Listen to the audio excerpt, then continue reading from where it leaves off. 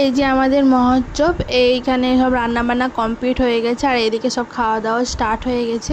তো চলো কি কি মহোৎসবে খাওয়ালো তোমাদেরকে সেটা দেখাবো। তো এরপরে আমরা বসবো, তো আমরা অলরেডি বসেও গেছি।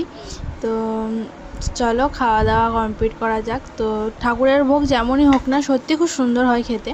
তো পাতা দিয়ে দিল, তারপরে তোমার এই শাল পাতাগুলো এখন দেখতেই পাওয়া যায় না। তারপরে খিচুড়ি, তারপরে তোমার দিয়ে দিল টক, আমড়ার আর আলু পটল তরকারি। তারপরে একটু রেস্ট নিয়ে চলে গেছিলাম আকালিপুর মায়ের দর্শন করতে। তো ত্রয়োদশী চতুর্দশী দিন পুজো হয়, সবাই সেটা জানো, পাঠাবলি হয়। তো সেই কারণে একটু মেলাও বসেছিল, তো সেটাও ঘুরে দেখবো। চলো তোমাদেরকেও সেটা দেখাবো। তো মেলায় কানেক্ট নিয়েছি, আর কিছু নিইনি, শুধু খেয়েছি। তো চলো নেওয়া যাক। তো চলো, আর ভিডিওটা কেমন লাগলো কমেন্টে জানিও, পাশে থেকো, সাপোর্ট করো। তো চলো আবার নেক্সট ভিডিও তোমার সাথে দেখা হবে। তো এরকমভাবে আমাদের লক্ষ্মী পুজোর পরের দিনটা কাটলো। তো চলো টাটা বাই।